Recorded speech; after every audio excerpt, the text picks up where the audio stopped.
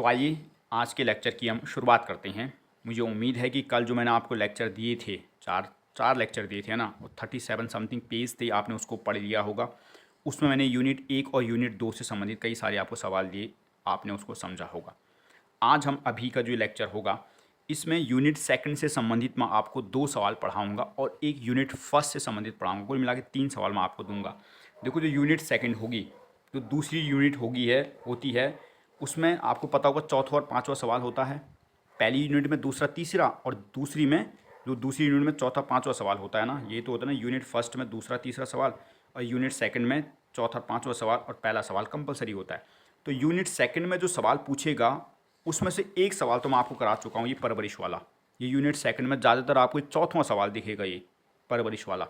तो परवरिश वाला सवाल करना है, और ऑप्शन में बाकी सवाल होंगे। माता पिता की अपेक्षा, यानी जो 2 अभी मैं आपको यहाँ पर कराऊंगा, वो आपको 5वां सवाल में दिखेगा। ठीक है, तो ये डिटेल में करके जाना है। उम्मीद है ये सवाल आएगा, और माना नहीं आ रहा तो फिर दूसरा जो मैं अभी 2 कराऊंगा उसमें से कोई एक आएगा तो वो करना है। और माना अगर परवरिश वाला भी आ रहा है और जो मैं अभी करा रहा हूँ वो भी आ रहे हैं, तो परवरिश वाला ही करना है डिटेल में। ये अच्छा, मतलब इस पर काफ़ी आपने पढ़ लिया होगा, तो यही करना है। तो देखते हैं कि और क्या हो सकता है सवाल। तो थोड़ा बहुत हमको एक्स्ट्रा भी करके जानना, माने ये ना आए तो फिर क्या करेंगे, हाथ खड़े थोड़ी करने, वहाँ पर कुछ तो और आना चाहिए। तो उसको देख रहे हैं, वो है ये वाला, माता पिता की अपेक्षाओं और मूल्यों के संचरण पर एक विस्तृत नोट लिखिए। मतलब जो माता पिता की अपेक्षाएं होती हैं और जो उनके मूल्य होते हैं, वो बच्चों तक कैसे पहुंचते हैं। संचरण का मतलब समझ रहे हो, संचरण होना, ट्रांसफर होना, किस तक, बच्चों तक। तो माता पिता की अपेक्षाओं और मूल्यों के संचरण पर एक नोट लिखना है, या फिर अभिभावकीय अपेक्षाओं और मूल्यों पर एक विस्तृत नोट लिखिए। तो अभिभावक की जो मूल्य होते हैं, ना हमारे, कई सारे मूल्य होते, कई सारी वैल्यू होती हैं, होती नहीं होती है वैल्यू। ईमानदारी का मूल्य है, सत्यनिष्ठा है भाई, बहुत सारे मूल्य पर भी एक सवाल आएगा। उसमें बहुत सारी चीज़ें हमें देखनी है, सांस्कृतिक मूल्य, सामाजिक मूल्य, हम क्या करते हैं, व्यवहारिक मूल्य, मानवीय मूल्य, अपेक्षाएं होती हैं। तो जो हमारी अपेक्षा और जो हमारे मूल्य होते हैं माता पिता के, वो बच्चों तक कैसे कैसे पहुँचते हैं, किस किस तरह से उनको बच्चों तक पहुँचाया जाता है, उस पर सवाल आता है। ठीक है, सवाल ऐसा ही होगा, माता पिता की अपेक्षाओं और मूल्यों के संचरण पर एक विस्तृत नोट लिखिए, या अभिभावकीय अपेक्षाओं और मूल्यों पर एक संचित नोट लिखिए। तो कैसे लिखना है वहाँ पर ये सवाल देखते हैं। माता पिता की अपेक्षाओं और मूल्यों के संचरण अतः हस्तांतरण से तात्पर्य उस प्रक्रिया से है जिसके द्वारा माता पिता अपनी विश्वासों, मूल्यों, अपेक्षाओं को अपने बच्चों तक पहुंचाते हैं। अतः माता पिता के अनेक सामाजिक, सांस्कृतिक, पारिवारिक मूल्य होते हैं, सिद्धांत, नियम होते हैं, विश्वास, मान्यताएं, अपेक्षाएं होती हैं। तो इन सबको बच्चों तक कैसे पहुंचाया जाता है, इसे ही अपेक्षाओं और मूल्यों का संचरण कहते हैं। तो आपने परिभाषा दे दी कि भाई की जो अपेक्षा और मूल्यों का संचरण का तात्पर्य ही होता है कि जो माता पिता के मूल्य हैं, जो भी उनके विश्वास हैं, रीति रिवाज हैं, मान्यताएं हैं, वो सब कुछ बच्चे तक कैसे पहुंचाना है, बच्चे तक कैसे पहुंचता है, इसे ही माता पिता के मूल्यों और अपेक्षाओं का संचरण कहते हैं, है ना। माता पिता अपनी अपेक्षाओं और मूल्यों को अनेक तरीके से बच्चों तक पहुंचाते हैं जो निम्नलिखित हैं। तो माता पिता कैसे कैसे, अगर मुझे अपने बच्चे को माने कुछ ईमानदारी का गुण सिखाना, तो कैसे पहुंचा सकता हूं मैं, तो वही तरीके देखेंगे, है ना। एक बार दोबारा यहाँ पर पढ़ लेता हूँ मैं। माता पिता की अपेक्षाओं और मूल्यों के संचरण अतः हस्तांतरण से तात्पर्य उस प्रक्रिया से है जिसके द्वारा माता पिता अपने विश्वासों, मूल्यों, अपेक्षाओं को अपने बच्चों तक पहुँचाते हैं। अतः माता पिता के अनेक सामाजिक, सांस्कृतिक, पारिवारिक मूल्य होते हैं, सिद्धांत, नियम होते हैं, विश्वास, मान्यताएं, अपेक्षाएं होती हैं। तो इन सबको बच्चों तक कैसे पहुँचाया जाता है, इसे ही अपेक्षाओं और मूल्यों का संचरण कहते हैं। माता पिता अपनी अपेक्षाओं और मूल्यों को अनेक तरीके से बच्चों तक पहुंचाते हैं जो निम्नलिखित हैं। तो यहाँ तक आपने समझ लिया कि जो भी माता पिता की अपेक्षाएं, मूल्य हैं, भाई बच्चे तक कैसे पहुंचाना है, उसके ही संचरण कहते हैं। और कई सारे तरीके होते हैं पहुंचाने के। तो पहला जो तरीका होता है वो है प्रत्यक्ष संचार या सीधी बातचीत। कोई माता पिता अपने बच्चों को कुछ सिखाना चाहता है तो क्या करेगा, सीधी बात करके करेगा। तो पहला माध्यम तो ये हुआ ना, सीधे सीधे। भाई आप अगर अपने बच्चे को सिखाना चाहते हैं कि भाई ईमानदार आपको रहना है, तो क्या बोलोगे आप, गूंगा बनकर नहीं, सीधे सीधे बोलोगे ना, भाई बच्चे ईमानदारी से बात करनी है, लोगों से ईमानदार रहना है, सही से काम करना है, चोरी नहीं करनी है, डकैती नहीं करनी है। तो मूल्य तो है ये कि अच्छा बनना है, तो कैसे करोगे, सीधे बातचीत से हो सकता है। माता पिता अपने बच्चों को जो कुछ भी सिखाना चाहते हैं उसे वह बोलकर बच्चों को सिखाते हैं। वे अपने विश्वास, जो भी माता पिता का विश्वास है कि भाई इसमें विश्वास करना चाहिए, ये नहीं करना है, चोरी नहीं करनी है, डकैती नहीं करनी है, ईमानदारी रहनी है, विश्वास है माता पिता का। उनके कुछ सिद्धांत भी हो सकते हैं कि सुबह जल्दी उठना है, ये करना है, मेरे सिद्धांत, कई बार सिद्धांत भी बनाते हैं ना हम, तो सिद्धांत है। इच्छाएँ भी हो सकती हैं कि बच्चे अच्छे मार्क्स लेके आने हैं, चोरी नहीं करनी है, ठीक काम करना है, तो आदि को बताते हैं। इससे बच्चों में उन सभी का हस्तांतरण होता है। उदाहरण के लिए माता पिता बच्चों में ईमानदारी, भाईचारा, सहयोग, सहिष्णुता आदि मूल्यों को सिखाते हैं कि हमें ईमानदारी से काम करना है, लोगों का सहयोग करना है आदि। तो इस प्रकार कह सकते हैं कि माता पिता की जो अपेक्षाएं और मूल्य होते हैं उनको माता पिता अपने बच्चों में बातचीत से हस्तांतरित करते हैं। तो बिल्कुल सामान्य से पॉइंट था कि जो भी माता पिता चाहते हैं, जो उनके विश्वास हैं, सिद्धांत हैं, इच्छाएं हैं, उनको बच्चों तक पहुंचाना चाहते तो सबसे सरल माध्यम होता है बातचीत करना। बातचीत से बच्चों को बताते हैं कि भाई ये अच्छी चीज़ है, ये बुरी चीज़ है, हमें ऐसा करना चाहिए, वैसा नहीं करना चाहिए। तो सब कुछ जो बातचीत से बच्चे को बताते हैं। और जो सबसे छोटा बच्चा होता है वो बातचीत से ही चीज़ों को समझता है ना। जो छोटा बच्चा होता है ना, तो कई बार नहीं कहते, जैसे टच करेगा तो बच्चे उसको मत छुओ, बच्चे वहाँ मत जाओ, ये मत करो, घर से बाहर मत जाओ, तो बोल कर ही तो सिखा रहे हैं चीज़ों को बच्चों को। तो ये कि माता पिता अपने मूल्य और जो भी उनकी अपेक्षाएं होती हैं उनको सीधे बातचीत से बच्चों को सिखाते हैं। तो पहला तो आपने देखा भाई कैसे सीखते हैं। दूसरा देखते हैं रोल मॉडल बन के। रोल मॉडल का मतलब हिंदी में ऐसे लिखना है इसको, अंग्रेजी में रोल मॉडल। रोल मॉडल समझते हो ना। रोल मॉडल का मतलब होता है कि जो व्यक्ति होता है वो किसी को अपना आदर्श मानकर उसी की तरह रिएक्ट करना शुरू कर देता है। हमारे समाज में आज कई सारे जो लोग होते हैं, जो फिल्म स्टार है, उनको अपना रोल मॉडल मानते हैं। जैसे कोई अक्षय कुमार है, उसको रोल मॉडल मानता है, तो उसी की तरह एक्टिंग करना शुरू करेगा जैसा अक्षय कुमार कर रहा है। कोई मान ली शाहरुख खान को माने तो शाहरुख खान की तरह ह करना शुरू कर देगा। तो रोल मॉडल का मतलब दूसरे को देखकर प्रतिक्रिया करना ही रोल मॉडल कहलाता है। तो बच्चे भी तो ऐसा ही करते हैं। माता पिता ने कोई काम किया, बच्चों ने वो देखा और वही करने लग गए, तो रोल मॉडल है माता पिता उनके लिए। तो वैसे भी सीखेंगे वो चीज़ों को। तो रोल मॉडल बन के माता पिता अनेक बार अपने कार्यों से भी बच्चों में मूल्यों और अपेक्षाओं को हस्तांतरित करते हैं, यानी पहुंचाने का कार्य करते हैं। क्योंकि माता पिता जिस प्रकार का कार्य करते हैं बच्चा उनको देखकर उसी प्रकार का कार्य करने लगता है। अर्थात बच्चे माता पिता को अपना रोल मॉडल मानते हैं। तो आई ना कि माता पिता यहाँ पर बोल के नहीं कर रहे। पहले वाले में तो हमने देखा कि माता पिता बोलकर मूल्यों का स्थानांतरित कर रहे हैं, यहाँ पर बोल के नहीं कर रहे हैं। माता पिता कार्य कर रहे हैं और बच्चा उनके कार्य को देखकर उसी प्रकार का कार्य करना शुरू कर रहा है, वो भी है ना। तो रोल मॉडल मान रहा है और उनका ही क्या था, रोल मॉडल मानता है और उनकी ही तरह कार्य करने लगता है। उदाहरण के लिए यदि किसी परिवार में पिता घरेलू कार्य में माता का सहयोग करता है तो बच्चे भी उनको देखकर अपने माता पिता की छोटी छोटी कार्य में मदद करने लगते हैं। तो ये रोल मॉडल तो है। कई बार देखा होगा ना कि मान लिया कोई घर परिवार में जैसे पिता है, वो किचन में थोड़ी माँ की मदद करने लग गया, तो बच्चा भी छोटे छोटे कहीं पर सब्जी लाना शुरू कर देगा, पानी का गिलास पकड़ाना शुरू कर देगा, चाकू लाना शुरू कर देगा। वो माता ने बोला नहीं उसको ऐसा काम कर, लेकिन उसने देखा कि भाई दूसरा मदद कर रहा है तो मैं खाली हूँ तो मैं भी कर दूँ। तो रोल मॉडल बन के भी तो मूल्यों को सीख रहा है वो। आई समझ यहाँ तक। और तो यह कह सकते हैं कि बच्चे अपने माता पिता को रोल मॉडल बनकर उनके मूल्यों अपेक्षाओं को सीखते हैं। तो ये भी बिल्कुल आसान सा पॉइंट था। मुझे उम्मीद आपने समझा होगा। मैंने समझाने का प्रयास किया कि माता पिता को देखकर मूल्य सीख रहा है, जैसा वो व्यवहार कर रहे हैं उसी प्रकार कर रहा है। यदि परिवार में उल्टा हो जाए कि मान लीजिए ड्यूटी से पिता आता है और वो माता काम कर रही है और पिता को कोई मतलब नहीं माता से, अलग बैठ गया, वो माता अलग गई, तो बच्चा भी वही करेगा, वो मदद नहीं करेगा। क्योंकि वो यही सीख रहा है कि भाई माता का काम केवल काम करना है, पिता का काम घर पे आके आराम करना है, तो मैं भी आराम करूँगा। और पिता सहयोग करेगा तो बच्चा भी सोचता कि यार ये भी मदद करे तो मैं भी करूँगा। तो यहाँ पर माता पिता उसको बोल नहीं रहे हैं, वो देख रहा है चीज़ों को और फिर देखने के बाद उस प्रकार रिएक्ट कर रहा है ना। तो इससे भी मूल्यों का विकास होता है। तो यहाँ तक समझ आया। ये भी आसान पॉइंट था। ये सवाल आसान तो है लेकिन तभी करना है यदि परवरिश वाला सवाल ना आए तो, ठीक है। क्योंकि मैं नहीं चाहता कि वहाँ पर आप हाथ खड़े करो, जो भी आए सवाल करने हैं। उम्मीद है या तो ये या तो वो, कोई ना कोई तो ज़रूर टपकेगा वहाँ पर। तीसरा देखते हैं पारिवारिक रीति रिवाज और परंपराएं। हमारे परिवारों में कई सारी परंपराएं, रीति रिवाज, मान्यताएं, त्यौहार हम मनाते हैं। तो उनसे भी बच्चा सामाजिक मूल्यों को, जो माता पिता की मूल्य होती है, अपेक्षा, उनको सीखता है। माता पिता सिखा नहीं रहे हैं, वो रोल मॉडल नहीं बन रहे यहाँ पर, अपने आप ही बच्चा उनको देख रहा है कि अच्छा ऐसा भी होता है ना। तो यही है जो हम पारिवारिक रीति रिवाज और परंपराएं होती हैं। बच्चों में सामाजिक मूल्यों के हस्तांतरण में पारिवारिक रीति रिवाजों और परंपराओं का भी अहम योगदान होता है। जिस प्रकार के रीति रिवाज, त्यौहार, परंपराएं आदि परिवार में होती हैं बच्चा उन्हें सीखता है। उदाहरण के लिए यदि किसी परिवार में प्रतिदिन पूजा पाठ करने की परंपरा है तो बच्चा इसके चलते खुद ब खुद पूजा पाठ करने लगता है। तो यहाँ पर आपने बच्चे को सिखाया नहीं कि पूजा करनी है, यहाँ पर आपने रोल मॉडल बन के नहीं किया। बच्चा देख रहा है कि यार प्रतिदिन पूजा होती है भगवान की, तो मैं भी करने लग जाता हूँ। यानी जिस प्रकार की आप परंपराएं, रीति रिवाज परिवार में अपनाते हो ना, बच्चा भी उसी प्रकार उसे करने लगता है। और भी कई सारे उदाहरण हो सकते हैं। कई बार आपने देखा होगा कि लोग जो नवरात्रि है, शिवरात्रि है, इस व्रत बारों को व्रत लेते हैं तो बच्चा भी देखता है कि अच्छे अच्छे व्रत लेने हैं, भगवान को मानते तो भगवान को मानने लगता है। यानी जैसा परिवार पूजा पाठ, रीति रिवाज, मान्यता अपनाता है बच्चा भी उनको सीख लेता है।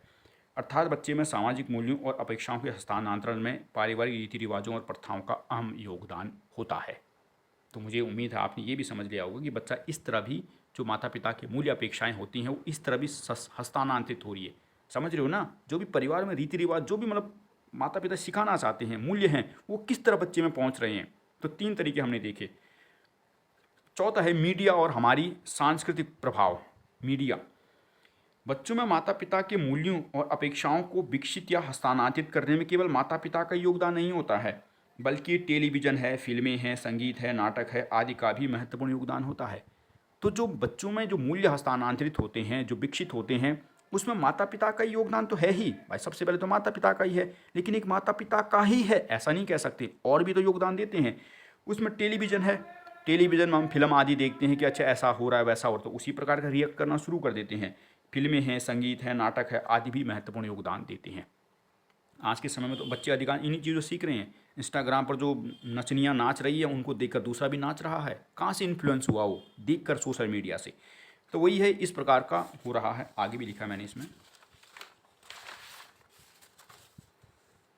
बच्चे इन संसाधनों से विभिन्न सामाजिक और सांस्कृतिक मूल्यों को सीखते हैं और अपने जीवन में उनका अनुसरण करते हैं। तो ये सोशल मीडिया के साधन हैं, टीवी है, रेडियो, इन चीज़ों से भी वो बहुत प्रकार के मूल्य सीखते हैं, अपेक्षाएं सीखते हैं और इस प्रकार अपने जीवन में वो अनुसरण करते रहते हैं।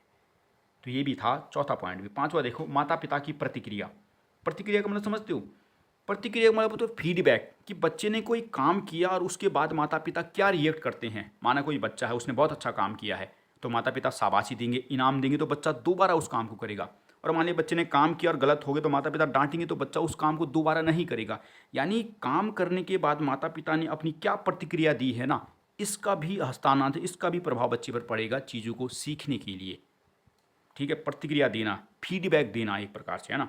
तो माता पिता की प्रतिक्रिया, बच्चों द्वारा किए गए कार्य पर माता पिता अपनी प्रतिक्रिया किस प्रकार देते हैं, इससे भी बच्चों में मूल्यों का विकास होता है। जब बच्चा कुछ अच्छा करता है तो माता पिता उसकी प्रशंसा करते हैं, उसे इनाम देते हैं, प्रोत्साहित करते हैं, जिससे बच्चे उसी प्रकार का कार्य करना चाहता है। और यदि कुछ गलत करता है तो माता पिता डांटते हैं, दंड भी देते हैं, जिससे बच्चा वह सीखता है कि आगे से ऐसा कार्य नहीं करना है।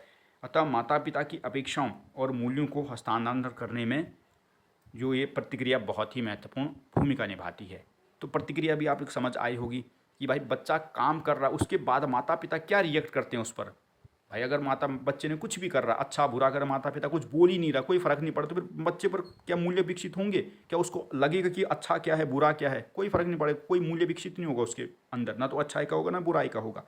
लेकिन जो माता पिता प्रतिक्रिया देंगे, डांटेंगे, फटकारेंगे, अच्छा काम करेंगे तो शाबाशी देंगे, इनाम देंगे, तो फिर बच्चा भी सीखेगा कि हाँ हाँ ये काम अच्छा है, यही करना है मुझे अब। तो ये भी था। अगला था हमारा समाज। बच्चों में मूल्यों के हस्तांतरण में समाज का भी अहम योगदान होता है। समाज के लोग किस प्रकार रहते हैं, कैसा व्यवहार करते हैं, क्या पहनते हैं आदि चीज़ें भी समाज में बच्चा सीखता है। तो मूल्यों के हस्तांतरण में माता पिता के योगदान तो है ही, फिर समाज का योगदान भी हो जाता है। बच्चा समाज में जाता है, समाज से कई चीज़ें देखता है कि भाई लोग किस प्रकार व्यवहार कर रहे हैं, किस प्रकार कपड़े पहनते हैं, किस प्रकार चल रहे हैं, उन चीज़ों को सीखता है। तो बच्चा उस प्रकार सीखता है। तो समाज से भी कई सारी मूल्य अपेक्षाओं को सीखता है, इस प्रकार उसका हस्तांतरण होता है, मैंने बच्चे में पहुंचती है चीज़ें, तो इससे भी बच्चे में पहुंच रही है। एक आध और मैंने पॉइंट लिखते हैं, बच्चे की संगति। बच्चे अपने संगियों साथियों से भी अनेक मूल्य सीखते हैं। जिस प्रकार का बच्चे का मित्र समूह होगा, बच्चा भी उसी प्रकार के गुण आदि सीखता रहता है। तो यदि उसकी मित्र मंडली अच्छी होगी तो निश्चित रूप से अच्छा सीखेगा, और यदि उसी प्रकार झुग्गी झोपड़ी वाले चोर चकारे होंगे तो निश्चित रूप से उसी प्रकार के मूल्य उसके भीतर भी विकसित होंगे। इस प्रकार मूल्यों का उसके भीतर हस्तांतरण होगा। फिर इसके बाद मैंने एक स्कूल लिखा, भाई लिखा, एक आध और भी आप अपनी तरफ से भी लिख सकते हैं। स्कूल भी भाई हस्तांतरित करता है, उसके भाई बहन भी कई सारी चीज़ों हस्तांतरित करते हैं उसके भीतर। तो इस प्रकार आप लिख सकते हैं। वैसे तो 6-7 ही पॉइंट लिख देना भाई, एक पॉइंट को अगर आप मान ले 1.5 पेज, आधे पेज में भी लिखोगे तो दूसरे पेज 7 पॉइंट, तो 3 पेज तो भरोगे, और आगे आगे डेफिनेशन भी थी 4, तो 4-5 पेज भर दोगे तो बहुत है 4-5 पेज भरना। तो अपने मन से भी कुछ लिख सकते हैं इस चीज़ में ना। तो ये आपने समझा कि माता पिता की जो अपेक्षाएं होती हैं, मूल्य होते हैं, उसके हस्तांतरण में किस प्रकार योगदान देते हैं। तो आपने बहुत सारी चीज़ें देखी भाई, माता पिता कैसे कैसे करते हैं, जो उनके मूल्य होती हैं, वैल्यू होती हैं, सिद्धांत होते हैं। तो या तो बोल के करेंगे, या फिर रोल मॉडल बन के करते हैं, कुछ बोल नहीं रहे लेकिन बच्चा देख रहा है, या फिर प्रतिक्रिया देते हैं, अच्छा है बुरा है, डांटेंगे, प्यार करेंगे, शाबाशी देंगे, या फिर परिवार में जो मान्यताएं, प्रथाएं, रीति रिवाज, परंपराएं उसको देखकर बच्चा सीखता है, या फिर जो मीडिया आदि है वहाँ से सीखता है। फिर मैंने समाज भी आपको बताया, फिर भाईचारा, उसकी संगति है, तो कई सारे पॉइंट हैं, आप लिख सकते हो। तो ये सवाल था 4B में आपको देखने को मिलेगा। ये सवाल जहाँ तक होता है 5वें सवाल दिखेगा आपको, ठीक है। जब परवरिश वाला ना आए तो इसको करना है, परवरिश वाला आए तो नहीं करना। तो ये भी हमने देख लिया। एक और सवाल देखेंगे इसी पर। मान लिया किस्मत इतनी अच्छी ना चल रही कि दोनों नहीं आ रहे, तो फिर एक तीसरा प्रकार का सवाल आ सकता है, वो है मूल्य क्या होते हैं और बच्चों में मूल्यों के विकास में विद्यालय की क्या भूमिका होती है। मूल्य समझते हैं ना, वैल्यू। वैल्यू क्या होती है किसी चीज़ की, और उस वैल्यू के विकास में विद्यालय की भूमिका क्या होती है। वैल्यू होती है ना, कई बार नहीं कहती कि तेरी क्या वैल्यू है मेरे सामने। सामान्य से शब्दों में हम क्या कहते हैं, तेरी क्या औकात है। औकात का मतलब वैल्यू ही है। जिस व्यक्ति का महत्व होगा उसकी वैल्यू होगी, यानी किसी चीज़ का महत्व ही उसका मूल्य निर्धारित करती है। हम्म भाई, जिसका महत्व सोना है, सोने का बहुत अधिक महत्व है, तो उसकी वैल्यू भी बहुत अधिक है। मिट्टी है, उसका कोई इतना महत्व है नहीं, तो उसकी वैल्यू कम है। मतलब गांव क्षेत्र की बात कर रहा हूँ मैं। दिल्ली में तो मिट्टी की भी वैल्यू भी है, 50 गज का मकान कई लाख में आ रहा है ना। लेकिन वही है, मतलब वैल्यू की बात है, किसकी कितना महत्व है। जिसका समाज में जितना अधिक महत्व उसका उतना ही अधिक मूल्य। तो वही की बात कर भाई, मूल्य क्या होते हैं और मूल्यों के विकास में विद्यालय किस प्रकार भूमिका अदा करता है। तो देखते हैं, थोड़ा बहुत इसको भी देख लेना। मान लिया कुछ ना आ रहा हो, यही सवाल आ गए, तो वहाँ कुछ तो लिख लोगे। वैसे तो मुझे उम्मीद है, भगवान से प्रार्थना भी करो कि भाई परवरिश वाला ही आए, क्योंकि वो अच्छा है। आप उस पर अच्छा लिख भी सकते हैं, क्योंकि वो हमारे जीवन से जुड़ा हुआ है ना, परवरिश वाला। क्यों? क्योंकि हम भी उसी शैली में पले पले बड़े होते हैं, ठीक है। कोई मतलब सत्तावादी है, कोई अधिकारवादी है, कोई परमिशिव है, तो आदमी रिलेट करता है अपने आप से कि हाँ यार ऐसा भी होता है। वो तो कॉमन सी बात है कि अगर कोई लाड़ प्यार बहुत अच्छा करेगा तो बच्चा बिगड़ेगा, कोई दबा के रखे तो बच्चा दबू प्रकृति का बनेगा, कोई अधिकार देगा तो बच्चा थोड़ा बहुत ठीक बनेगा, कोई ध्यान ही नहीं देगा तो बिल्कुल लापरवाह बनेगा, चोरी डकैती करेगा, अपराधी प्रकृति का होगा। वो जीवन से जुड़ा हुआ विषय था पूरा। अब देखते हैं मूल्यों का, देख लेते एक बार। मूल्य क्या है? मूल्य शब्द अंग्रेजी भाषा के वैल्यू शब्द का हिंदी रूपांतरण है, जहां वैल्यू शब्द लैटिन भाषा के वैलेरी या वैलेरियर बोलते हैं। स्पेलिंग याद रखना, VALERE। वैलेरी शब्द से निकला है, जिसका अर्थ होता महत्व या उपयोगिता।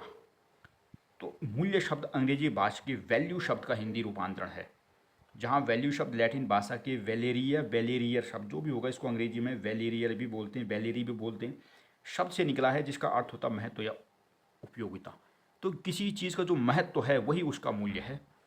अतः प्रत्येक वस्तु जिसका अपना महत्व होता है उसे उसका मूल्य कहा जाता है। तो कोई भी वस्तु जिसका अपना महत्व है उसका अपना भी मूल्य होता है। जिसका कोई महत्व नहीं होता उसका कोई मूल्य भी नहीं होता है संसार में, ठीक है। जैसे इंसान, गरीब इंसान, तो गरीब इंसान का समाज में कोई महत्व नहीं है, तो उसका अपना कोई मूल्य भी नहीं होता, कोई वैल्यू नहीं होती, कोई इज्जत नहीं करता है। वहीं अमीर इंसान का अपना महत्व है तो समाज उसकी वैल्यू जानता है। आई समझ? तो अतः किसी भी वस्तु की जो अहमता है, उसका जो महत्व है, वही उसका मूल्य कहलाता है। मानव समाज में भी अनेक प्रकार के सामाजिक, सांस्कृतिक, पारिवारिक, लोकतांत्रिक, नैतिक मूल्य होते हैं। किसी भी बच्चे में इन मूल्यों के विकास में विद्यालय की महत्वपूर्ण भूमिका होती है, जिसे निम्न बिंदुओं से हम समझ सकते हैं। तो ये आपने देखा वैल्यू क्या होती है, उसका महत्व ही है। तो मूल्य कई प्रकार के हो सकते हैं, सामाजिक, सांस्कृतिक, पारिवारिक, लोकतांत्रिक, यही मूल्य मैंने यहाँ पर लिखे हैं। ये सवाल तभी करना है जब बाकी सवाल कति ना आ रहे हो, नहीं तो ये सवाल करना नहीं है। थोड़ा देख लेना कि हाँ ऐसा है, क्योंकि ये सवाल किताबों में तो कहीं था नहीं, तो मैंने ऐसे नेट से कहीं से खोज खाज के लिखा है, ठीक है। तो मतलब तब करना है जब कुछ ना आ रहा हो, मतलब ऐसी स्थिति उत्पन्न हो जाए ना, मान लिया, तो थोड़ा बहुत हथियार तो होने चाहिए अपने पास मारने के लिए, हाथ खड़े ना हो। तो अतः प्रत्येक वस्तु जिसका अपना अहम महत्व होता है उसका मूल्य मूल्य कहा जाता है। मानव समाज में अनेक प्रकार के मूल्य होते हैं जो ये होते हैं, और विकास में, यानी इन मूल्यों के विकास में विद्यालय की भूमिका होती है। तो किन किन मूल्यों के विकास में विद्यालय की भूमिका? तो पहला है सामाजिक मूल्य के विकास में विद्यालय की भूमिका। विद्यालय में बच्चों को अनेक प्रकार के विषय पढ़ाए जाते हैं, अनेक प्रकार की गतिविधियाँ और क्रियाकलापों में शामिल किया जाता है, जिससे बच्चों में सामाजिक मूल्यों का विकास होता है। वह यह सीखता है कि समाज में कैसे रहना है, किस प्रकार व्यवहार करना है आदि। अतः बच्चे में सामाजिक मूल्यों के विकास में विद्यालय की भूमिका होती है। तो मूल्यों के विकास में विद्यालय की भूमिका है बच्चों में। तो पहला देखा सामाजिक मूल्यों के विकास में, क्योंकि हम विद्यालय में जाकर किताबों को पढ़ते हैं और किताब में समाज की बातें लिखी होती हैं कि भाई ऐसा रहना है, ऐसा खाना है, ऐसा पीना है, किस प्रकार लोगों से व्यवहार करना है। भाई किताबें स्कूल क्यों हैं, स्कूल क्यों जाते हैं? ताकि सामाजिक प्राणी बने बच्चा। तो उसी प्रकार के मूल्य वहाँ पर सीख रहा है वो। तो वही हमने कहा कि जो सामाजिक मूल्य हैं उसको विकसित करने में विद्यालय की भूमिका देखने को मिल रही है। तो तो पहले आपने देखा सामाजिक मूल्य में विद्यालय की भूमिका। दूसरा देखते हैं नैतिक मूल्य। नैतिक मूल्य विद्यालय में बच्चे को ईमानदारी, सत्यनिष्ठा, अच्छाई, शिष्टाचार, सहयोग आदि नैतिक मूल्यों का विकास करवाया जाता है, जिससे बच्चा एक नैतिक मानव बनता है। अर्थात नैतिक मूल्यों के विकास में विद्यालय की भी अहम भूमिका होती है। तो दूसरा नैतिक मूल्य, नैतिकता समझते हो ना, ईमानदारी, सत्यनिष्ठा, मैं किसी के साथ लॉयल रहूं, इसको कहते हैं ना कि लॉयल है मेरे साथ, मतलब नैतिक है, मतलब दिख नहीं पा रहा आप किसी व्यक्ति को कितना लॉयल है, आप उसको देख थोड़ी तोल थोड़ी सकते हो, ये तो महसूस करने वाली बात होती है। तो वो एक नैतिक मूल्य को विकसित करने में सबसे अहम जो योगदान है वो है विद्यालय का, है ना। तो ये भी देख लिया, नैतिक मूल्यों को विकसित करने में वैसे तो परिवार का योगदान भी है। मान लीजिए कभी सवाल इसी तरह आ गए कि बच्चों के मूल्यों को विकसित करने में परिवार की भूमिका बताओ, तो यही मूल्य लिख देने हैं। सामाजिक मूल्य तो भाई परिवार भी सिखाता है बच्चे को, भाई समाज में कैसे रहना। नैतिक मूल्य तो परिवार भी सिखाता है, भाई ईमानदारी, सत्यनिष्ठा से रहते हैं। सांस्कृतिक मूल्य परिवार भी सिखाएगा। सवाल परिवार पर बने तो यही मूल्य लिख देने, बस हर सामने परिवार परिवार परिवार, जहाँ विद्यालय में परिवार लिख दो, कोई अंतर नहीं आएगा, ठीक है। तो नैतिक मूल्य भी हमने देख लिए हैं। अगला देखते हैं सांस्कृतिक मूल्य। हमारा देश सांस्कृतिक विविधता का देश है। देश में अनेकों बोली भाषा बोली जाती है, अनेक प्रकार का पहनावा पहना जाता है, अनेक प्रकार का खान पान है, कई जाति धर्म संप्रदाय हैं। इन सबको सामूहिक रूप से हम संस्कृति कहते हैं। तो संस्कृति क्या है, मैंने आपको कई बार बताया, मानव जीवन जीने का तरीका है संस्कृति, और सब कुछ शामिल होता है। और विद्यालय में शिक्षक द्वारा छात्रों को इन सभी मूल्यों को सिखाया जाता है। साथ ही साथ सभी संस्कृतियों का आदर और सम्मान करना भी सिखाया जाता है। इसलिए सांस्कृतिक मूल्यों के विकसित करने में विद्या इसलिए सांस्कृतिक मूल्यों को विकसित करने में विद्यालय की भूमिका होती है। तो ये भी देखा आपने सांस्कृतिक मूल्य। भाई संस्कृति क्या है, भाई विद्यालय में हमें पढ़ाया जाता ना हिंदू धर्म के बारे में, इस्लाम धर्म के बारे में, खान पान के बारे में, कि भाई जो दक्षिण भारत के लोग हैं इडली सांभर डोसा खाते हैं, पंजाब के लोग हैं मक्के की रोटी और सरसों का साग खाते हैं, बंगाल के लोग हैं वो मच्छी और भात खाते हैं। तो कहाँ से पता लगा भाई, हमें वही विद्यालय से पता लगा, और ये तो संस्कृति है, पहनावा है। तो जो कुछ भी इस प्रकार की संस्कृति होती है, इन सब का हमें ज्ञान भी, इस प्रकार के मूल्यों का विकास भी हमारे भीतर विद्यालय द्वारा करवाया जाता है। तो ये भी तीसरा मूल्य देखा आपने, सांस्कृतिक मूल्य। अगला देखते हैं, वो है चारित्रिक मूल्य। चरित्र का निर्माण, बेहतर चरित्र का निर्माण करवाया जाता है। कई बार नहीं कहते करेक्टरलेस है, तो करेक्टरलेस का मतलब कि चरित्र का निर्माण नहीं ठीक से नहीं हो पाया, या हुआ था वो खराब हो गया। तो चारित्रिक मूल्य क्या है, कक्षा कक्ष में बच्चों को हमेशा बेहतर चरित्र के निर्माण में बातें बताई जाती हैं। बच्चे का चारित्रिक विकास किस प्रकार किया जाता है, अतः बच्चों के चारित्रिक विकास में विद्यालय की भूमिका होती है। तो चारित्रिक विकास हमेशा अच्छे मतलब बनने के लिए सिखाया जाता है कि हमें अच्छा रहना है। कोई मतलब सिखाया जाता है ना कि गुड टच बैड टच, ऐसी चीज़ें सिखाई जाती है स्कूल में। क्यों सिखाई जाती है, ताकि बच्चे का चरित्र अच्छा रहे। उसको पता ही नहीं उन चीज़ों के बारे में, तो फिर कोई भी उसका दुरुपयोग कर लेगा। तो चारित्रिक मूल्यों के विकास में विद्यालय की भूमिका दिखती है। अगला लोकतांत्रिक मूल्य, बच्चों को समानता, स्वतंत्रता, प्रेम, सहयोग, भाईचारा, एकता, अखंडता जैसे मूल्यों से विद्यालय में अवगत करवाया जाता है। हमेशा सहयोग की भावना को बढ़ाने की बात की जाती है। बच्चों को एक दूसरे के सहयोग करने की बात कही जाती है। इस प्रकार बच्चों में लोकतांत्रिक बनाया जाता है, अतः बच्चे में लोकतांत्रिक मूल्यों को विकसित करने में विद्यालय की अहम भूमिका होती है। तो लोकतांत्रिक मूल्य का मतलब समानता, स्वतंत्रता, न्याय, भाईचारा, प्रेम, ये सब लोकतांत्रिक मूल्य कहलाते हैं। लोकतांत्रिक मूल्य का मतलब होता है जब सब काम एक जैसे बराबर मानते हैं। तो जब समानता रहेगी, स्वतंत्रता रहेगी, तभी तो बराबरी होगी। तो इस प्रकार के मूल्यों को विकसित करने में विद्यालय की भूमिका है ही। भाई विद्यालय में हम समानता स्वतंत्रता को पढ़ते हैं। समानता स्वतंत्रता कैसे दिखती है आपको समानता विद्यालय में? समानता विद्यालय में सबसे अच्छी इस तरह दिखती है कि सारे बच्चे एक जैसी ड्रेस में होते हैं विद्यालय में। क्यों होते हैं? क्योंकि इससे ये पता ना लग सकता नहीं कि कौन अमीर है कौन गरीब है। कल्पना करो कि यदि सब अपनी ड्रेस में आने लग गए, तो एक गरीब आदमी का बच्चा तो फटे पुराने कपड़े पहन के आएगा, और एक अमीर आदमी का लड़का हो सकता है बिल्कुल बहुत महंगी जैकेट पहन के आए। तो भाई आप समानता कहाँ दिखी विद्यालय में फिर? इसलिए विद्यालय में एक ड्रेस कोड होता है, हमेशा समानता दिखती है। बच्चे की स्वतंत्रता भी होती है, प्रेम, सहयोग, भाईचारा आदि को बढ़ावा जाते हैं। सबको लोकतांत्रिक मूल्य होते हैं, ठीक है। तो ये आपने देखा, लोकतांत्रिक मूल्य भी विकसित किए जाते हैं स्कूल में। इसलिए बच्चे में लोकतांत्रिक मूल्यों के विकास में अहम भूमिका है विद्यालय की। परिवार हो तो परिवार को भी लिख देना। मैंने कहा ना, जैसा सवाल आए बस मूल्य शब्द आने चाहिए कि हाँ मूल्य ये होते हैं, और ऐसा लिखना है। राजनीतिक मूल्य, स्कूल में बच्चों को राजनीतिक, संविधान, कानून, समानता, स्वतंत्रता आदि का ज्ञान दिया जाता है, जिससे बच्चों में राजनीतिक मूल्यों का भी विकास होता है। तो यही है कि भाई हम स्कूल में जाके पढ़ते हैं कि भाई कानून ये होता है, राजनीति ऐसी होती है, इस प्रकार देश का चुनाव होता है, इस प्रकार ये होता है, संविधान ये कहता है, कानून ये कहता है। तो भाई उससे हमारे भीतर राजनीतिक मूल्यों का विकास होता है। आर्थिक मूल्य, विद्यालय में बच्चों का आय व्यय संपत्ति संसाधन आदि के बारे में बताया जाता है। जब आप अर्थशास्त्र को पढ़ते हैं तो उसमें बताया जाता है कि भाई भारत की जीडीपी इतनी बढ़ गई है, इस तरह पैसा इस तरह गिर रहा है, इस तरह ये हो सकता है, संसाधन ऐसे हैं। तो आर्थिक मूल्य का विकास होता है बच्चे में। आध्यात्मिक मूल्य, आध्यात्मिक मूल्यों का संबंध मुख्यतः पारलौकिक शक्तियों और सत्ता से होता है, जिसमें परलोक, मोक्ष, पाप पुण्य, भगवान आदि के संबंध में बच्चों को बताया जाता है। तो इससे बच्चे में आध्यात्मिक मूल्य विकसित होते हैं। ये भगवान है, ये ऐसा है, परलोक ऐसा होता है, ये कहाँ से हमने सीखा है? या तो परिवार से सीखा या तो स्कूल से सीखा, क्योंकि इस विद्यालय में भी तो होता है। जब आप हिंदू दर्शन को पढ़ते हैं विद्यालय में जाकर तो उसमें होता है ना कि भगवान ऐसा था, कई सारी कहानियाँ ही भगवानों पर बनी होती हैं, परलोक पर बनी होती हैं, मोक्ष पर बनी होती हैं। तो विद्यालय हमको क्या करा रहा है? उन चीज़ों से हमारे बीजारोपण कर रहा है आध्यात्मिक मूल्यों का हमारे भीतर। मानवीय मूल्य, मानवीय मूल्य जैसे प्रेम, सहयोग, भाईचारा आदि ये होता है, ये भी मानवीय मूल्य होते हैं। इनका भी हमारे भीतर बीजारोपण विद्यालय द्वारा ही करवाया जाता है। तो मुझे उम्मीद है कि आपको समझ आया होगा कि जो विद्यालय होता है कि मूल्य क्या होते हैं और उन मूल्यों के विकास में विद्यालय की भूमिका क्या होती है। तो ये भी आपने समझ लिया है। मुझे उम्मीद है कि आपको ये भी सरल ही लग रहा होगा, है ना। भाई मूल्य क्या है? किसी वस्तु का जो अपना महत्व है वही उसका मूल्य कहलाता है। जिसका जितना अधिक महत्व उसका उतना अधिक मूल्य। कई बार नहीं कहते कि भाई तुम्हारा मेरे जीवन में मूल्य खत्म हो गया, तो मतलब क्या हो गया? महत्व नहीं रहा, इसका मतलब मूल्य खत्म है, कोई महत्व नहीं है। जिस वस्तु का जितना अधिक महत्व होगा उसका उतना ही अधिक मूल्य हो जाएगा संसार में। तो मूल्य है। और बाकी मूल्यों के विकास में विद्यालय की भूमिका क्या थी? तो बहुत सारे मूल्य, सामाजिक मूल्य, सांस्कृतिक मूल्य, नैतिक मूल्य, चारित्रिक मूल्य, आध्यात्मिक मूल्य, राजनीतिक मूल्य, आर्थिक मूल्य, कितने सारे मूल्य पढ़ा दिए। तो उनको धीरे धीरे लिख देना। कब लिखना? जब भी परवरिश वाला सवाल ना आए, नहीं तो परवरिश वाला सवाल ही करना, ठीक है। मान लिया वही है ना, वैसे तो भाई ईश्वर से प्रार्थना करो कि वो आए, और मान लिया वो ना आए तो ऑप्शन में ही सवाल आपको जरूर इनमें से कोई ना कोई जरूर दिखेगा आपको, क्योंकि इसी प्रकार के सवाल पूछता है। तो ये था यूनिट सेकंड के 3 सवाल। वहाँ पर 2 सवाल आएंगे, उन दोनों में से आपको एक करना है। मैंने 3 सवाल करा दिए, इन तीनों में से कोई एक आपको करना है तो कर लेना। तो ये यूनिट सेकंड वाला हमारा कंप्लीट हो चुका है।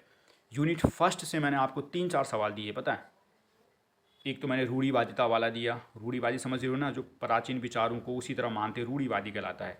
दूसरा मैंने लैंगिक भेदभाव या लैंगिक पक्षपात, जेंडर बाइसनेस वाला दिया था, जिसमें हम देखते हैं कि एक लिंग के आधार पर एक को उच्च मानते हैं, दूसरे को निम्न मानते हैं। तो वो भी उसी से संबंधित सवाल था। एक मैंने और दिया आपको सवाल समाजीकरण वाला, वो भी उससे संबंधित सवाल है। अब मैं यहाँ पर एक और सवाल दूंगा, इसके बाद एक आध और सवाल मैं दे रहा हूँ आपको। क्यों दे रहा हूँ? क्योंकि हो सकता है कभी 4 नंबर में वहाँ से कोई सवाल बन जाए। वैसे इन 4-5 सवालों में से एक सवाल तो आएगा आएगा वो, ठीक है, लेकिन हो सकता है 4 नंबर में कोई आ जाए, तो वहाँ पर थोड़ा बहुत आपकी समझ विकसित हो जाएगी। तो ये यूनिट सेकंड के हमने कंप्लीट कर लिए हैं। अब यूनिट फर्स्ट का एक सवाल मैं आपको दे रहा हूँ। ये सवाल पूछता है, अच्छा सवाल है, थोड़ा इसको ध्यान से देखना। ये है समाजीकरण के सिद्धांत, सोशलाइजेशन थ्योरी। मतलब कई विद्वानों ने अपनी अपनी थ्योरी दी है। थोड़ा इसमें दिमाग खपाना, आपको याद रखने हैं, पॉइंट्स रखने हैं, क्योंकि विद्वानों ने थ्योरी दी है तो उसको समझना है। तो समाजीकरण क्या है सवाल है। यूनिट फर्स्ट में सवाल ही ज़्यादातर आपको देखने को मिलेगा। ये सवाल मतलब दूसरा सवाल ज़्यादातर होगा। मतलब हो सकता है ना, कई बार जैसे उसने माने एक रूढ़िवादिता पर सवाल दे दिया, दूसरा समाजीकरण पर दे दिया, हो सकता है ये सवाल ना पूछे। या फिर कई बार ये देखिए समाजीकरण के सिद्धांत बताओ तो ये आ गया, कुछ भी हो सकता है। या फिर 4 नंबर में पूछ लिया समाजीकरण के सिद्धांत, तो लिख देना 4 ही सिद्धांत होते हैं समाजीकरण को, देखेंगे अभी। तो समाजीकरण से आप क्या समझते हैं? समाजीकरण सिद्धांत तथा उनके उपयोग की भारतीय संदर्भ में व्याख्या कीजिए। दूसरा, लिंग और शिक्षा के आधार पर समाजीकरण सिद्धांत की व्याख्या करें और भारतीय संदर्भ में इसके अनुप्रयोग की भी व्याख्या करें। तो कुल मिला के ये कि समाजीकरण के सिद्धांत आपको बता देने हैं। ये समाजीकरण के सिद्धांत आप तब लिखना जब बाकी के सवाल आपको नहीं आ रहे हो।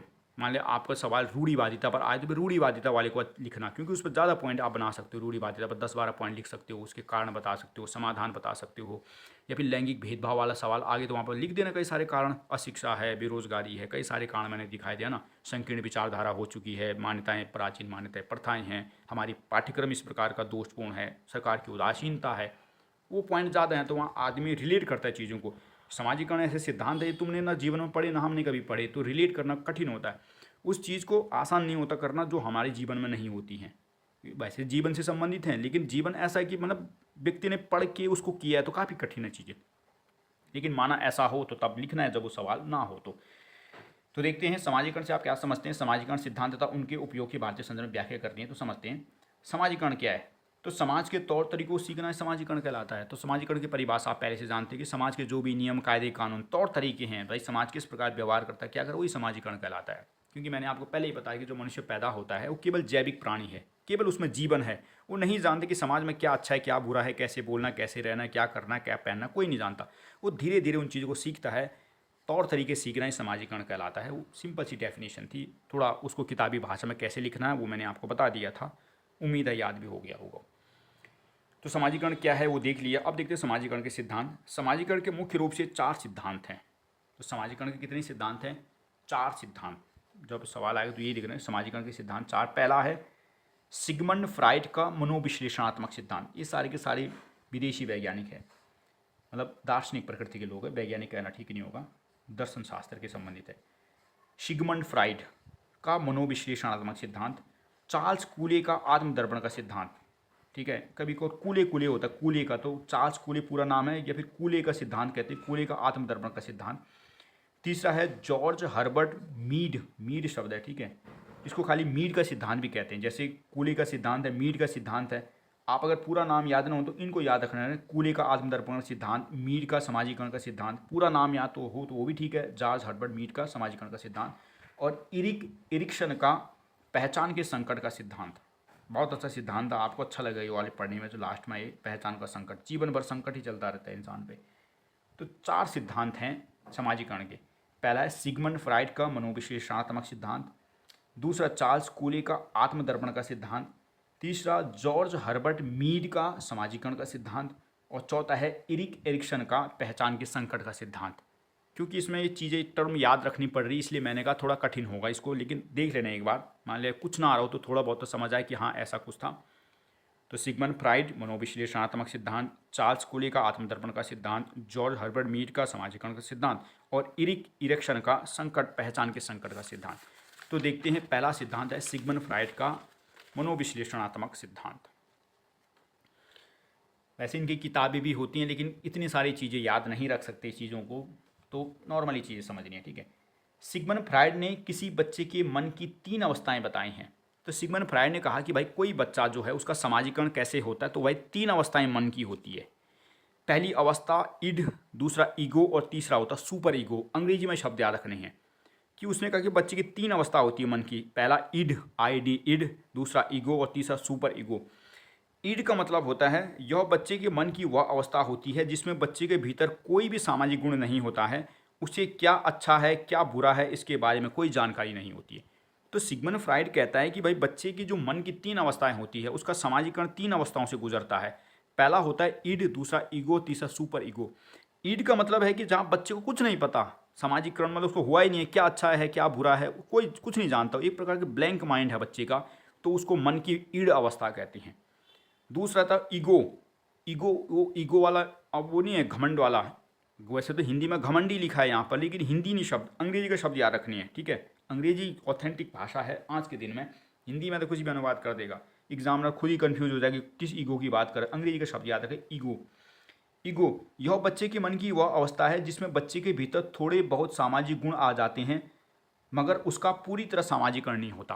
तो ईगो का मतलब होता है कि थोड़े बहुत बच्चे के भीतर, वैसे ईगो भी हम सामान्यतः इसी नहीं कहते, इसके भीतर ईगो आ गया तो थोड़े बहुत गुण आ जाते हैं ना घमंड के, तो उसी प्रकार का है कि बच्चे के भीतर थोड़ा सामाजिकरण के गुण आ गए हैं, थोड़ा बहुत समझ गया कि अच्छा ऐसा है बुरा है, लेकिन पूरी तरह सामाजिकरण नहीं हुआ। और तीसरा है सुपर ईगो। इस अवस्था में बच्चे का पूर्णतः सामाजिकरण हो जाता है और तो वह यह जान जाता है कि अच्छा क्या है बुरा क्या है, दोनों में अंतर करना सीख जाता है। तो ये था 3 अवस्थाएं मन की, सिगमंड फ्राइड का मनोविश्लेषणात्मक सिद्धांत। मन की बात कर रहा है तो, है ना। तो पहली ईड, दूसरा ईगो, तीसरा सुपर ईगो। ईड में क्या कह रहा है कि भाई बच्चा है ऐसी अवस्था जिसमें कुछ नहीं समाजीकरण हुआ, बच्चे को कुछ नहीं पता उसको अच्छा क्या बुरा क्या, बस कर रहा है। ईगो क्या है कि बच्चा थोड़ा बहुत जान रहा है कि अच्छा ये बुरा है, लेकिन पूरी तरह समाजीकरण नहीं हुआ। और तीसरा है सुपर ईगो, जहाँ बच्चा ये समझ लेता है कि हाँ हाँ सब कुछ ठीक हो गया। इन तीनों को एक हम 3 भाइयों से भी समझते हैं, समझा सकता हूँ। जैसे मान ले 3 भाई हैं, एक छोटा भाई, एक बड़ा भाई और एक सबसे बड़ा भाई। ये सबसे छोटा भाई है, ये ईड है माना, और ये मान ले किसी एक आम का बगीचा, वहाँ आम तोड़ने गया, तो इसको नहीं पता कि आम तोड़ना अच्छा है बुरा है, किसी और की संपत्ति है, माली आ जाएगा, ये बस तोड़ना चाहता है उसको। तो किस प्रकार का ईड है, कोई सामाजिक विकास नहीं हुआ इसका भी। इसका दूसरा भाई है, ये इसका सहयोग कर रहा है कि हाँ हाँ तोड़ दे, लेकिन जब माली ना हो तब तोड़ियो। यानी इसको थोड़ा बहुत समाजीकरण का पता है कि हाँ तोड़ ले आम को, लेकिन कब तोड़ियो, जब माली नहीं होगा। इसको नहीं पता कि कब तोड़ना है, ये तो बस तोड़ना चाहता है। ये कह रहे कि हाँ तोड़ ले, लेकिन जब माली नहीं होगा। और तीसरा ये वो सुपर ईगो वाला, ये कह रहे कि नहीं मत तोड़। क्यों? क्योंकि भाई ये गलत चीज़ है, माली हो ना हो ये दूसरे की संपत्ति है ना। यानी ये व्यक्ति जो है ये इसको सब पता है अच्छा क्या है बुरा क्या है, ये थोड़ा बहुत जानता है कि ये बुरा होगा, माली इसको डांट सकता है, लेकिन ये नहीं जाने के दूसरे की संपत्ति को हम नुकसान क्यों पहुंचाए। लेकिन तीसरा भाई कह रहा है कि नहीं भाई गलत चीज़ है, माली हो ना हो संपत्ति दूसरे की, आप क्यों चोरी कर रहे हो। यानी सुपर ईगो जहाँ पूरा समाजीकरण हो गया बच्चे का। तो आई तीनों समझ, इड ईगो और सुपर ईगो, ये तीन अवस्थाएं होती है मन की सिगमंड फ्राइड के मनोवैज्ञानिक विश्लेषण सिद्धांत के अनुसार। इस तरह बच्चे का समाजीकरण होता है। आई समझ। तो पहला सिद्धांत था सिगमंड फ्राइड का। दूसरा देखते हैं चार्ल्स कूले का आत्मदर्पण का सिद्धांत। ये अच्छा सिद्धांत है, ध्यान से देखो। आत्मदर्पण का मतलब समाज के आईने में खुद को देखना आत्मदर्पण कहलाता है। समाज रूपी आईना दर्पण है ना। तो चार्ल्स कूले का आत्मदर्पण का सिद्धांत, यह सिद्धांत कहता है कि समाज व्यक्ति के लिए एक दर्पण होता है और इस समाज रूपी दर्पण में व्यक्ति खुद को देखता है, अपने प्रतिबिंब को देखता है और इसके बारे में आकलन करता है कि समाज मेरे बारे में क्या सोचता है और समाज की सोच के अनुसार मैं अपने आप में क्या सोचता हूँ और अंत में निष्कर्ष निकालती कि मैं अच्छा हूँ या बुरा हूँ। ध्यान से देखो, ये सिद्धांत कहता है कि जो व्यक्ति होता है ना वो समाज रूपी आईने में खुद को देखता है और ये देखता है कि समाज मेरे बारे में क्या सोचता है। मतलब उसने समाज को देखा कि भाई समाज रूपी आईना है सामने रखा, उसको देख रहा है कि ये समाज मेरे बारे में क्या सोचता है, और फिर खुद के बारे में सोचता है कि मैं अपने बारे में अब क्या सोचता हूँ। यानी समाज ने मेरे बारे में क्या सोचा, फिर मैंने सोचा कि मैं खुद के बारे में अब क्या सोच रहा हूँ, और फिर अंत में मैंने निष्कर्ष निकाली कि मैं अच्छा हूँ या बुरा हूँ। यानी मैं अपना ही विश्लेषण समाज रूपी आईने में कर रहा हूँ। इसी का ही नाम पड़ा आत्मरूपी या आत्मदर्पण का सिद्धांत। तो एक बात दोबारा पढ़ता हूँ मैं। यह सिद्धांत कहता है कि समाज व्यक्ति के लिए एक दर्पण होता है और इस समाज रूपी दर्पण में व्यक्ति खुद को देखता है, अपने प्रतिबिंब को देखता है और इसके बारे में आकलन करता है कि समाज मेरे बारे में क्या सोचता है और समाज की सोच के अनुसार फिर अपने बारे में सोचता है और अंत में निष्कर्ष निकालता है कि मैं अच्छा हूँ या बुरा हूँ। कठिन भाषा तो हो सकती है भाई, मनोवैज्ञानिक व्यक्ति का सिद्धांत है, इतनी आसानी समझ थोड़ी आएगा, लेकिन थोड़ा बहुत समझना है कि समाज रूपी आईने में खुद को देख रहा है। इन्होंने आत्मदर्पण सिद्धांत में 3 बातें बताई हैं। किसने? कूले महोदय ने। पहला, दूसरे लोग मेरे बारे में क्या सोचते हैं। दूसरी बात, दूसरे लोग मेरे बारे में क्या सोचते हैं उस पर मैं क्या सोचता हूँ। पहली बात तो इसने बताया कि भाई तुम मेरे बारे में क्या सोचते हो। फॉर एग्जाम्पल मैं आपकी बात करूँ कि तुम मेरे बारे में क्या सोचते हो, फिर मैंने सोचा कि तुम मेरे बारे में क्या सोचते हो उस पर फिर मैं क्या सोचता हूँ कि तुम मेरे बारे में क्या सोच रहे हो, और अंत में कि मैं खुद क्या मानता हूँ कि मैं अच्छा हूँ या बुरा हूँ। तो ये 3 बातें बताई है कि तुम मेरे बारे में क्या सोचते हो, फिर मैंने तुम्हारे अनुसार खुद के बारे में सोचा कि तुम मेरे बारे में क्या सोच रहे थे, अब मैं अपने बारे में क्या सोचूंगा, और फिर अंत में निष्कर्ष निकालूंगा कि हाँ हाँ मैं अच्छा हूँ या बुरा हूँ। इसे ही कहते हैं आत्मदर्पण, खुद का दर्पण देखना, समाज रूपी आईने में खुद को देखना। हम दर्पण में क्यों देखते हैं? खुद को देखते ना, अच्छा हूँ बुरा हूँ, तो समाज रूपी दर्पण में खुद को ही देख रहा है कि दुनिया मेरे बारे में क्या सोचती है, फिर दुनिया क्या सोचती है उस बारे में फिर मैं अपने बारे में क्या सोचता हूँ, और अंत में निष्कर्ष निकालता हूँ कि मैं अच्छा हूँ या बुरा हूँ। तो ये था कूले महोदय का आत्मदर्पण का सिद्धांत। तो ये भी समझ आया होगा। थोड़ा कठिन है, तो मैंने बोला ना थोड़ा बहुत कठिन तो है, किताबों में तो और भी समझ नहीं आता है। अगला है जॉर्ज हर्बर्ट मीड का समाजीकरण का सिद्धांत। जॉर्ज हर्बर्ट मीड, इसको खाली मीड का समाजीकरण का सिद्धांत भी कहते हैं। इस सिद्धांत को आई और मी का सिद्धांत भी कहते हैं। जॉर्ज हर्बर्ट का आई और मी का सिद्धांत या जॉर्ज हर्बर्ट का समाजीकरण का सिद्धांत। इस सिद्धांत को आई और मीड के सिद्धांत के नाम से जाना जाता है, जहां आई का अर्थ बच्चे की वह अवस्था होती है जब वह सामाजिक मूल्यों से परिचित नहीं होता, और जब उसमें सामाजिक मूल्यों का विकास होना शुरू हो जाता तब उसे मी कहते हैं।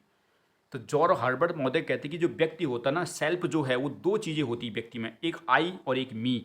आई का मतलब उस व्यक्ति की वो अवस्था जो उसके सामाजिक मूल्यों का कोई विकास नहीं हुआ है, और मी का मतलब होता है कि जब व्यक्ति में सामाजिक मूल्यों का विकास होना शुरू हो जाता है, इसलिए इसको आई और मी का सिद्धांत भी कहते हैं। जॉर्ज हर्बर्ट मीड का आई और मी का सिद्धांत। आई का मतलब ऐसी अवस्था जब सामाजिक मूल्य विकसित कुछ नहीं है उसके भीतर, और मी का मतलब जब सामाजिक मूल्य उसके भीतर विकसित हुए हैं। तो मीड के अनुसार एक बच्चा नवयुवक बनने से पहले 3 अवस्थाओं से गुजरता है। तो पहली अवस्था प्रथम अवस्था कहते हैं। 1 से लेकर 3 वर्ष की आयु को प्रथम अवस्था कहा जाता है, जहां बच्चे ठीक से अपने कार्य को नहीं समझ पाता है। दूसरी क्रीड़ा अवस्था, 3 वर्ष से लेकर 4 वर्ष की आयु को क्रीड़ा अवस्था कहते हैं, जहां बच्चा हमेशा असमंजस में रहता है कि क्या अच्छा है क्या बुरा है, कभी चोर बनता है कभी सिपाही बनता है। तो क्रीड़ा अवस्था कैसी अवस्था है, जहां बच्चा असमंजस में है। जैसे आपने कई छोटे बच्चे देखे होंगे, वो कभी चोर बन रहा है कभी सिपाही बन रहा है कभी डाकू बन रहा है, उसको खुद नहीं पता कि क्या अच्छा है, लेकिन असमंजस में कि कौन चीज़ अच्छी है। और तीसरी खेल अवस्था, 4 वर्ष से लेकर 5 वर्ष की आयु में खेल अवस्था कहते हैं, जहाँ बच्चा दूसरों को देखकर उनकी नकल करता है और उनकी भूमिका निभाता है। कभी डॉक्टर बनेगा, कभी दादाजी बनेगा, कभी साड़ी पहनकर मामी या नानी या दादी बनेगा या माता बनेगा। तो खेल अवस्था का मतलब है कि जहाँ बच्चा जो होता है वो अपने परिवार के लोगों को देखकर उनकी नकल करना शुरू कर देता है। एक छोटा बच्चा होता है ना, मान लो उसने दादा को देखा कि दादा डंडी टेक कर जा रहे, तो उसी की तरह एक्टिंग करना शुरू कर देगा। वो माता को देखता है कि मान लो दादी खांसे, तो उसी तरह खांसना शुरू कर देगा। तो ये तीसरी अवस्था खेल अवस्था होती है, जो 4 से 5 साल के बच्चा ऐसा करता है, परिवार के लोगों की नकल करता है, उनका अनुसरण करता है और उसी प्रकार की रिएक्ट करना शुरू कर देता है। तो जॉर्ज हर्बर्ट मीड ने 3 अवस्था बताई हैं। पहली प्रथम अवस्था है, जहां बच्चा कुछ कार्य नहीं ठीक से नहीं कर पा रहा है, क्योंकि छोटा बच्चा 1 से 3 ज़्यादा कुछ नहीं कर सकता। क्रीड़ा अवस्था होती है जहां पर बच्चा ये नहीं जानता कि अच्छा क्या है बुरा क्या है, वो कुछ भी रोल अपना सकता है, ठीक है, कभी चोर बन गया, कभी डाकू बन गया, कभी सिपाही बन गया। और तीसरी अवस्था ये होती है जहाँ पर बच्चा अपने ही परिवार के लोगों को उनको देखता है और फिर उसी प्रकार उनका नकल करना शुरू कर देता है, उसको खेल अवस्था कहते हैं। आपके मन में सवाल आएगा, क्रीड़ा भी खेल होता है, खेल भी खेल होता है, लेकिन अंग्रेजी में अलग शब्द है। यहाँ पर प्ले वर्ड है और यहाँ पर गेम लिखा हुआ है, लेकिन हिंदी का देखो क्रीड़ा का पर्यायवाची शब्द खेल ही होता है ना, लेकिन कोई नहीं, यही लिख देना है। तो जॉर्ज हर्बर्ट मीड का आई और मी का सिद्धांत, मान ली ये चीज़ें याद ना आए तो ये लिख देना, ठीक है। आई और मी का सिद्धांत, आई का मतलब क्या होता है, जहाँ बच्चे की ऐसी अवस्था जहाँ कुछ नहीं जानता, सामाजिक मूल्य, और मी का मतलब जहाँ सामाजिक मूल्यों का विकास होना उसमें शुरू हो जाता है, उसमें ये कहते हैं। तो ये आपने समझ लिया जॉर्ज हर्बर्ट मीड का सामाजिकरण का सिद्धांत। अब 3 देख ले, चौथा वाला सिद्धांत देखो, एरिक रिएक्शन का पहचान के संकट का सिद्धांत। कितना बड़ा शब्द है, पहचान का संकट। इसकी थोड़ी पहले पृष्ठभूमि देखते हैं कि ऐसा क्यों किया इसने, पहचान का संकट का मतलब क्या है इसको। देखो, जो एरिक्सन था ना, जब ये बचपन में बहुत छोटा था तो इसकी जो माँ थी, इसकी माँ ने इसके पिता को, यानी जो जैविक पिता था, इसके बाप को तलाक दे दिया था। और तलाक देने के बाद ये फिर किसी और से इसने शादी कर दी और बच्चा भी इसके साथ ही रहा। तो जब किसी और से शादी कर दी, सौतेला बाप हो गए, तो क्या सौतेला बाप इसको प्यार करेगा? कल्पना करो, सौतेला सौतेला होता है भाई, सौतेले बाप ने इसके कारण थोड़ी शादी की थी, उसको उसकी माँ के कारण की थी। तो माँ बच्चे भी साथ में लेके आ गई, तो बच्चे के साथ वो हमेशा दुर्व्यवहार करता था, उसको मारता था, पीटता था, बहुत प्रकार टॉर्चर करता था उसका बाप। तो इसलिए जब वो बड़ा हुआ ना, तो उसने ये दिया कि पहचान का संकट, कि मैं इस संसार में क्यों आया हूँ, क्या उद्देश्य है मेरा आने का, क्या किया मैंने। वो हमेशा कन्फ्यूज रहा जीवन भर कि भाई मेरी क्या पहचान है। तो इसलिए सिद्धांत दिया उसने, पहचान के संकट का सिद्धांत। तो अच्छा सिद्धांत दिया ना। जीवन में संकट है कि भाई क्यों हूँ मैं, क्यों, क्योंकि उसको महत्व नहीं मिला, प्यार कभी मिला नहीं उसको, वो हमेशा इस प्रकार धुतकारता रहा। तो माँ थी वो भी फिर भाई, अगर उसको अपने बच्चे से इतना ही प्रेम हो तो बच्चे को पालती, वो दूसरे पति के पास क्यों जाती हो, क्योंकि उसको इसमें तो प्यार था नहीं। तो माँ का प्यार नहीं मिला, पिता का प्यार नहीं मिला, समाज धुतकारता रहा, तो हमेशा पहचान के संकट का सिद्धांत से जूझता रहा ये एरिक रिएक्शन महोदय। इसलिए सिद्धांत दिया इसने, पहचान के संकट का सिद्धांत। एक बहुत अच्छी किताब थी, उसमें इसने इस सिद्धांत को लिखा था। तो समझते हैं क्या सिद्धांत है इसका। एरिक्सन महोदय कहते हैं कि समाजीकरण संपूर्ण जीवन चलता रहता है। इसी आधार पर इन्होंने जीवन की 8 अवस्थाएं बताई हैं, जहां पर प्रत्येक अवस्था में जीवन का संकट बना रहता है। तो इसने जीवन में कहा कि जो समाजीकरण होता है उसकी जीवन की 8 अवस्थाओं में होता है, और हर अवस्था में हमेशा संकट बना रहता है, क्योंकि पहचान का संकट ही सिद्धांत है इसका। तो कौन कौन सी अवस्था है? पहली है शिशु अवस्था। शिशु अवस्था में विश्वास और अविश्वास का संकट बना रहता है इंसान को। कैसे? एक छोटा सा बच्चा होता है, उसको विश्वास अविश्वास नहीं होता। सारी औरतें उसको माँ जैसी लगती हैं, सारी लड़के उसको पिता जैसे लगते हैं, उसको विश्वास नहीं होता कौन मेरा पिता है कौन मेरी माता है, छोटा बच्चा है। तो विश्वास का संकट है उसके सामने जब छोटा है। दूसरा बाल्यावस्था। बाल्यावस्था में स्वतंत्र होने का संकट हो जाता है। जैसे छोटा थोड़ा बड़ा होता तो खेलना चाहता है, बाहर जाना चाहता है, मम्मी पापा डांट के अंदर भेज देते हैं, पाँव बांध देते हैं, तो स्वतंत्र होने का संकट है, स्वतंत्रता नहीं मिल रही है, तो ये भी संकट हो गया। खेल अवस्था है। खेल अवस्था में असफल होने का संकट, जो बड़ा हो गया, खेल खेले तो हर समय यार खेल में हार ना जाऊं, ये ना हो जाए, तो वहाँ संकट बना है असफल होने का। चौथा स्कूल अवस्था, पढ़ने का संकट। अब विद्यालय गया तो वहाँ पढ़ने का संकट, पेपर में क्या लिखूं कैसे लिखना, तो वहाँ पढ़ाई का संकट आ गया। किशोरावस्था अपनी पहचान बनाने का संकट। जब किशोर अवस्था तो चाहते हैं मैं कुछ बेहतर करूं, क्लास में अच्छा नाम रोशन करूं, ये करूं, मेरी भी पहचान हो, तो पहचान बनाने का संकट है। युवा अवस्था आत्मीयता या प्रेम का संकट। अब बड़ा हो गया, जवान हो गया, कोई प्रेम नहीं कर रहा, कोई शादी नहीं हो रही, कुछ है नहीं, गर्लफ्रेंड नहीं है, तो प्रेम का संकट आ गया उसके सामने। प्रौढ़ावस्था, प्रौढ़ावस्था मतलब 40-45 की अवस्था को कहते हैं। उत्पादकता की कमी का संकट। अब वो उस प्रकार परफॉर्म नहीं कर पा रहा, जैसे पहले काम करता था वैसा काम उससे हो नहीं रहा, तो उत्पादकता का संकट आ गया। और वृद्धावस्था है जीवन में क्या खोया और क्या पाया का संकट। तो अब वृद्धावस्था में तो अंत में ये सोचते कि यार इतना बड़ा जीवन था, क्या मिला क्या खोया, तो उसका संकट आ गया। तो देखो इसने 8 अवस्थाओं में बांटा जीवन को और कहा कि हर अवस्था में संकट बना रहता है, इसलिए पूरा जीवन ही इसने सिद्धांत दे दिया पहचान का संकट।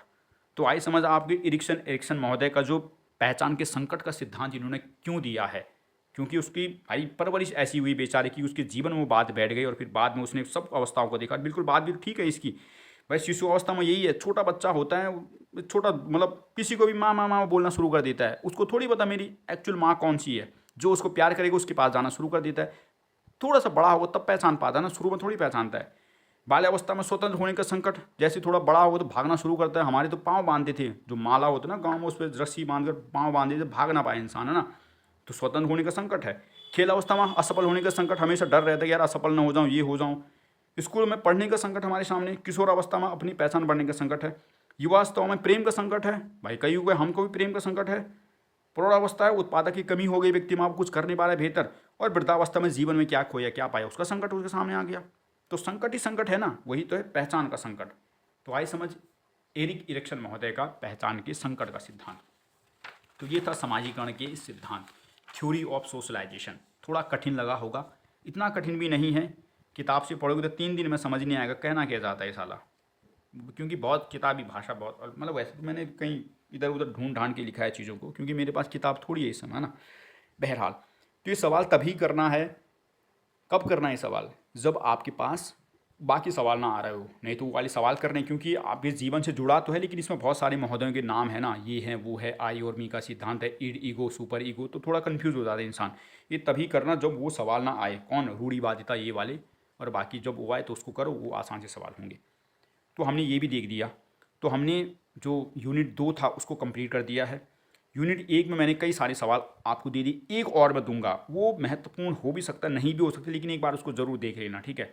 वैसे तो मुझे उम्मीद है कि 2 सवालों में यही सवाल आ जाएगा, कहीं रूढ़िवादिता वाला सवाल आएगा, या फिर हो सकता है वो वाला लैंगिक भेदभाव वाला आ जाए, ये समाजीकरण वाला आ जाए, या फिर वो समाजीकरण की एक और भी पढ़ा दी वो आ जाए।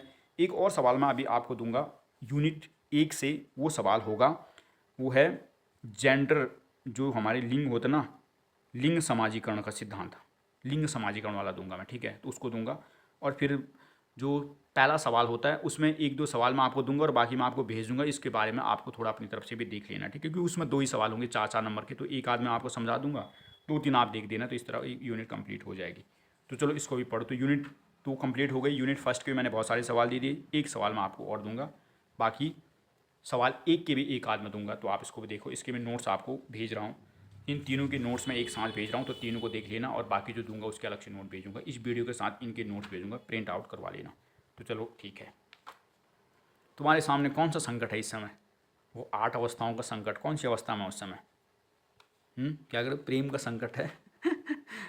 प्रेम का संकट तो उस मैडम को है, कौन सी मैडम है, रितु मैडम को। क्या करूँगा, संकट नहीं है वहाँ, सब कुछ ठीक है।